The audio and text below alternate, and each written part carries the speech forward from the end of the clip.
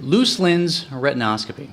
This is one of the harder skills to learn in ophthalmology, both for you and really for me. When I was a resident doing my surgical training, it probably took a good 2 years before I really got any comfort, and I'm still getting comfortable with it. You get better with time. I thought this would be an interesting topic and a useful one because this is something you can actually use in your office. Now, I guess retinoscopy is part of your COMT certification. COT? Oh, is it really? Okay. Do they have you do it using the manifest, the phoropter? Okay. The phoropter is a useful way. Personally, I think the loose lens retinoscopy is more useful. And the reason why is who are the patients who need retinoscopy? It's often children. And then like we already showed you often can't get a child up to the phoropter. And if you can do loose lens retinoscopy, you can do retinoscopy on anyone. And so I thought this is more useful. I personally don't have a retinoscopy through a phoropter. I guess I could figure it out, but I found this way a little bit easier. The difficulty with retinoscopy in general is that it is hard to teach because, one, when people describe things to you, it's very hard to visualize, especially if you've never seen it before. You get absolutely no feedback, at least with a phoropter manifesting people. They can say, I can see one better than two. You know, with this, you get nothing. All you're looking at is the reflex in the back of the eye, and by holding different lenses in front, trying to estimate what we think the glasses prescription is based on this. So it's challenging. So here's the theory on how retinoscopy works. If you shoot a light from your instrument into the eye and it's coming straight in, if that eye is in perfect focus, they're not nearsighted and not farsighted, they've got perfect vision.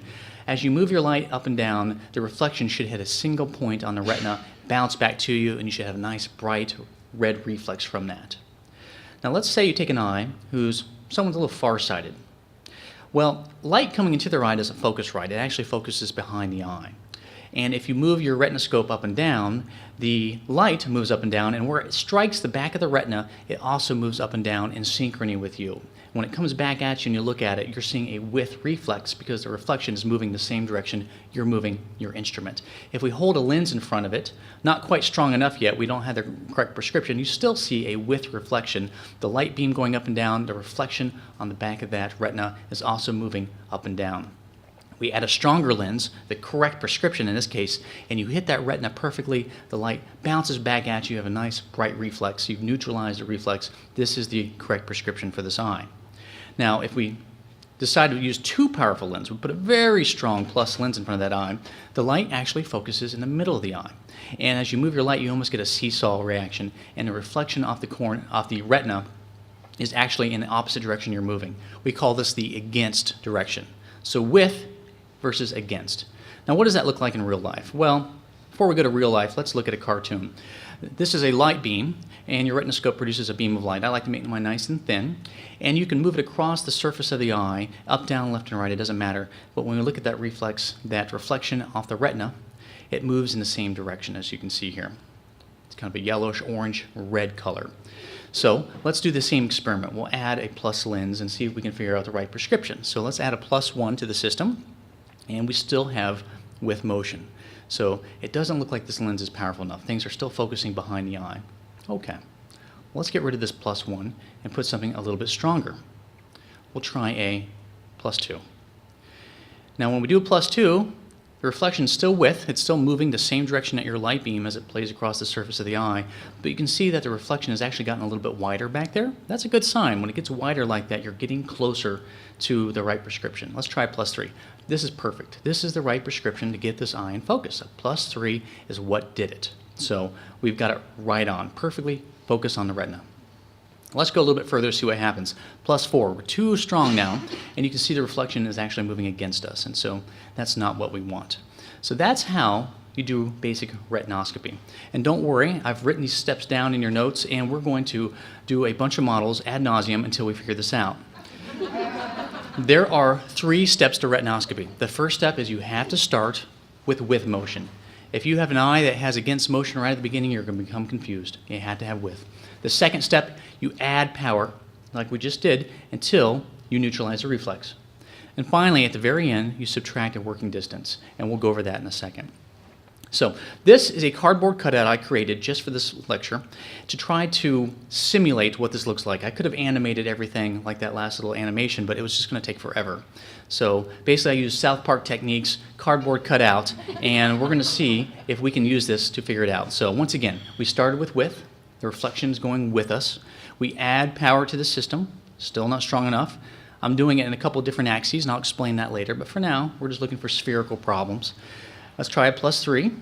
Our beam's getting wider. We're getting closer. We're almost there. So +3 is not quite that. Let's try a +4, see what happens. And +4, pretty darn close. Hard for me to estimate that perfect reflection using cardboard, but this is close. And I think we'll try a +5 just to see what happens. Let's try it. Is this too strong or not? It is, because we have against motion. And that's basically how you do retinoscopy. Not bad, not bad. Let's move on. So, we ended up with a +4, got this eye in perfect focus. However, the last step, as you remember, is there's a working distance. You had to subtract -1.5 from your final spherical answer to come up with the correct one. And here's why. This is the working distance. What's that all about? Well, so far, we've assumed that when light is coming into the eye, it's coming in straight from, let's say, infinity or across the room, really far away, before it focuses on the retina. But the reality is we don't sit that far away. We sit about 66 centimeters or 2/3 of a meter, about an arm length away. Light is actually diverging a little bit before it hits the eye. And so you have to do a correction for that. And most people, this is sort of a computer reading distance, that correction is about a +150. So we subtract that from our end result to go with the answer. Now, you don't have to worry about the theory. Just realize at the very end you have to subtract a working distance. So let's do another example. Once again, we have to start with motion. So everything's with. This is good. Let's try the other axis just to make sure everything's okay. Good. Step 1 is complete. We have width, so we can continue by adding power. Step 2, add power until you get rid of that. So we're adding power. It's getting a little bit thicker back there, a wider reflex. This is a good sign. And in every direction, good. Let's add a little bit more power, see if we've got it. A +2. And, yep, looks like we pretty much have it. All right. Let's try the other axis, make sure it's okay in that way. No astigmatism. So it looks like a +2 is probably the right lens. Let's try a +3 just to see if we can get a little bit more. And we have against, so we've gone too far. You never want against. Against is bad when it comes to retinoscopy. So we know that our answer here is what? A +2. Correct. So we'll get our lenses out, +2. And what I like to do whenever I have this situation is I don't put the lens back into the box, I put it on the counter, because otherwise you'll forget. And you do not want to be doing memorization while you're trying to do this technique. It takes enough effort to just do it. And so put it aside. And so our final answer here is a +2 sphere. But remember, the last step of retinoscopy is you have to subtract your working distance. And our final answer is this is a +1/2 diopter hyperope. All right, another example. Step 1, start with width. Good. Nice and width. All right, we're going to speed up a little bit. That's pretty good. Let's add some power. Step 2, start adding power to neutralize a reflex. It looks like we may have hit it. So let's try it. Looks pretty good. And let's set aside our lens. We don't want to lose it. And let's try adding a little bit more power, see if that helps. We add more power. Nope, we've got against motion. Let's check the other axis, make sure it's still against. It's against. And so we know that our answer here is a +1 sphere, or at least that's what the lens that gets us in focus. So we end up with a +1, but remember, the final step, step 3, is always subtract a working distance, and you end up with a -50 sphere. Not too bad. All right. We got against motion. Uh-oh, what do we do now? Well, remember, step 1 is you have to start with motion. If you have against right from the offset, you're in trouble. So what do? You back off. Start with a -2. Or -4, or -10, or whatever it takes to start with motion. If you don't start with width, you'll become very confused. So we went back to a -2. Good. Now we can add power. We'll go to a -1. That's a diopter stronger, and it looks like we've hit the perfect prescription here. I think we're good. And so let's try the other axis, make sure it's in both ways. Everything looks fine. And so it looks like our answer here is a -1. And so once we do our correction, it's a -1. Subtract your working distance, always do that at the end. Don't try to do it in your head while you're doing it, do it at the end. And our answer is a -250 sphere. Okay, another one. Up, we got against. It's really against. So we can't start with against, we had to have with. You'll just get confused. Step 1, you had to have with motion. So let's throw a -2. We still have against.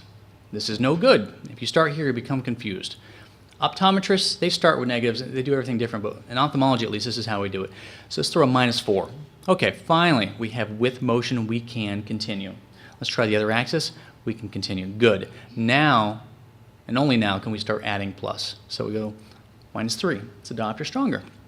And it looks like we've hit probably the perfect prescription here. Let's check the other axis, make sure it's both ways. This patient doesn't have too much astigmatism. Nope. All right, set your lens aside or leave it out, because if you put it back, you'll forget, you'll do the math in your head, you'll mess it up. And so what we have here is a -3 sphere, got the eye in focus, you correct for your working distance, it's always a -150, and you end up with a -450 spherical power.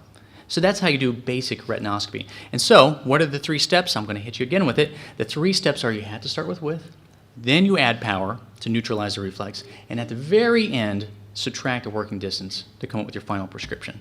So what about astigmatism? Now this has been pretty easy so far. If it was this easy, anyone could do it. It's not an issue. Let's look at another eye. Step 1, start with width. Good. We can proceed to step 2. Let's start adding some power. We'll add a +1. Okay, we're still with not quite there yet. Let's check the other axis. Not quite there yet. We're getting there. Let's add another diopter of power. All right, +2. Let's try this. It looks like we maybe have hit it here. In fact, I think we have. Okay, let's check the other axis. Uh-oh, we still need some more power this direction. Don't worry about axes. Is it 90? Is it 180? Just keep your instrument in the same position. Set that lens aside and keep going. Set it aside. Keep going. Start adding power, and we'll continue moving our beam left and right until we get it. Boom, we've got it. And so these are our 2 lenses. Now, don't try to do the math in your head while you're doing this. Here is how I calculate the prescription based off this. The sphere is +2. The cylinder power is the difference between them, so it's a +2 +1. It's just like using a lensometer, right? You start at one number and the amount you shift it is your cylinder power. Same thing with this. So this is a +2 +1, and the axis is at 90. And we know it's at 90 because our light beam is going up and down. And if you're not sure, hold your light beam up to the phoropter and look at the little angular degrees on there and make sure it's lined up with 90. And that's how I remember it. I don't try to think I was moving left and right, but the axis is always 90 degrees off the power. It'll confuse you. Just put these lenses aside and at the very end, look at it. This is a +2 +1 at 90. So we write it out. A +2 +1 at 90. But remember, there's one last step, and that is to subtract your working distance. And you subtract it from the sphere, and that's all. You don't need to subtract it from your cylinder power. So the final answer here is a +50 +1 at 90, and that's the prescription. Let's do another example. All right, step 1, always start with width. You have to start with width or you'll become confused. All right, so we've got width motion in both directions. Let's start adding power. Still have width, so not enough yet that direction. Let's try this direction. No, still need more. Let's add some more power. Try +2. All right, we're getting close. Our beam is getting a little wider. We're nowhere near in this direction though, so let's keep adding power until we neutralize these things one at a time. So let's try this way. No, still need a lot more this way. However, this way, we've got it. This is the right prescription in this direction. Let's set this lens aside. Set it aside or you'll forget. Just set it aside. Keep adding power and let's go back to the other direction until we fix that too. Still have width, not quite there yet. Let's try this +5 lens. Perfect. Now we have the right power for that meridian. Set the lenses aside, and now you can start thinking about the numbers and writing these things down. So this prescription is what? It's a +3 +2. It's the difference between them. And the axis, we can just look at where our light beam is oriented right now. It's going sort of horizontal. We know the axis is at 180. So the answer is a +3 +2 at 180. Write it down. Don't do the math in your head, just write that down, and at the very end, subtract your working distance, and our final prescription is a +150, +2 at 180. Not too bad. Let's do another example. This is good practice. All right, we've got against motion. We can't start with against motion. You're going to get confused. So what do we have to do? We need to back off, because you've got to start with width before you can figure these things out. So let's put a -2 up. Good. We've got width motion that way.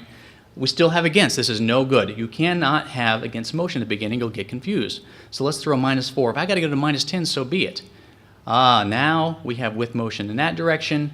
We have width motion in this direction. Now we can continue and add power until we neutralize it.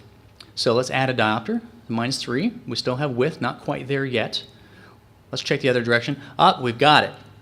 We've got it this direction. Let's set this lens aside. Set it aside, you'll get confused. Just set it aside, get a stronger lens, and keep going the other direction. So we're going to add a little power. No, still need a lot more, it looks like. That's surprising. Okay, let's add some more power. -1, let's try that. I think we may have it.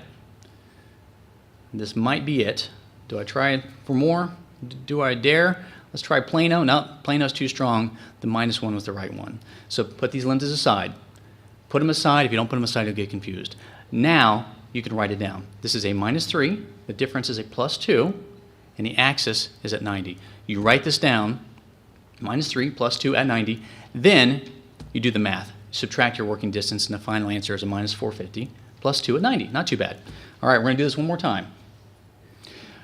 We have against motion here. It's no good. Can't start with against. You got to have with. You can't continue. No, still a problem. It's okay this direction, but it doesn't matter. You got to start with in every direction, otherwise you'll become confused. So let's throw a -4. All right, we definitely have with this, so this is good. Let's try the other axis, make sure it's still good. Now we have with in all meridians. We can continue with step 2, which is where we add power to neutralize the reflex. Try -3. I think we've got it. We've got it this direction. So let's set this lens aside before we get confused. And now we'll continue to add power and work on the other direction. So we'll try a -2. No, not quite there yet. We're getting closer, though. I think we're getting closer. Let's try -1. I think we've got it. I think this is it. Set it aside, then write things down. This is a -3 +2. That's the difference between them. And the axis is at 180. Write that down. -3 +2 at 180. Then, and only then, do you subtract your working distance from that sphere power, and your final answer is a -450 +2. All right, we're going to do this one more time, and then we'll continue on. I know I'm beating this into you, so I'm sorry. Start with against. This is no good. You can't have against motion. You got to have with. Still have against. This is no good. We can't have this. We got to have with motion. -4. Finally we have with motion. Let's make sure it's in both axes. Good. We have with in both axes. Only now can we continue. Let's start adding some power. Step 2. We'll add a -3. Oh, not quite there yet. Let's try the other way. Perfect. We've got it this way. What do we do with our lens? We set it aside. So I'm going to put this on the counter. Go get a more strong lens, and we'll work on that other direction. Still have width. Might need a bit more. Let's get a stronger one. -1. Still have width. You know, actually, it looks like I might need a whole bunch more looking at my reflection here. So let's add more. Plano. That's a diopter stronger than -1. Nope, not quite there yet. +1. I think we're getting closer. We may have it. This person has a ton of astigmatism. +2. Let's try it.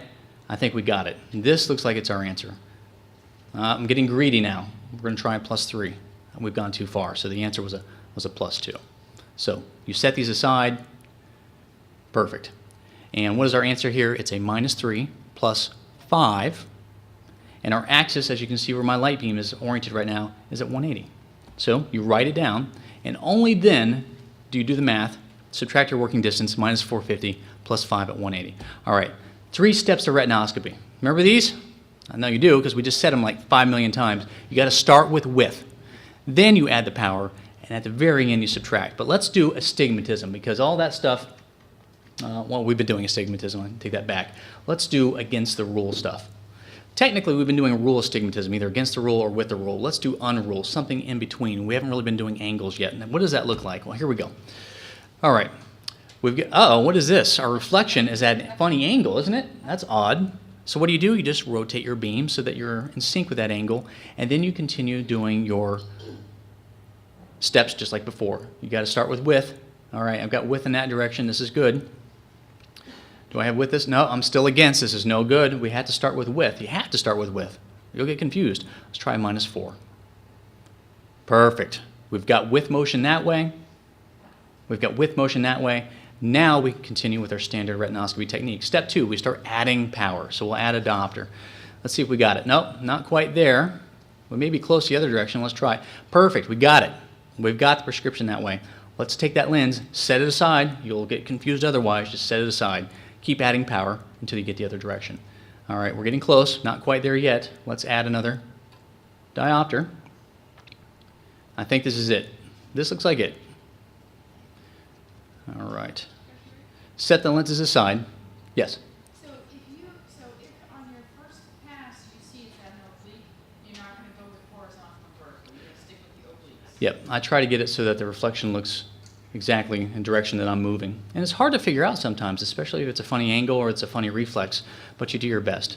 And as far as figuring out this prescription, it's all the same steps. Once again, we set our lenses aside, we look at it, this is a -3, +2, and you look at your axis, and if it's not obvious, you hold it in front of your phoropter and look at the angles on that thing. I'm going to estimate this is about a 90, 120, and so what do we end up with? We end up with a -3 +2 at 120. Last step, you got to subtract your working distance, and you end up with this prescription, a -450 +2 at 120. All right, so, yes? I sometimes get confused when I get that scissoring. Yes. Well, you know, we've been assuming that the eye is a perfectly spherical structure, and the lens is perfectly spherical, and it focuses at a single point. But the reality is the eye has a fair amount of aberrations. The cornea is not perfectly spherical. It has a slope out at the edge, and that slope can cause some distortion. The lens is actually steeper in the middle. It's the opposite, and so these spherical aberrations can cause issues. Plus, if they have a cataract, the center of the cataract may be stronger than the outside of the cataract, and you may have a different movement of the light in the center compared to the outside, so it's going in different directions, and it gets very, very confusing. The key is just to look at where the light is right in the middle of the pupil as best you can, and you do your best. That's all you can do. And sometimes you just don't get it, but you try.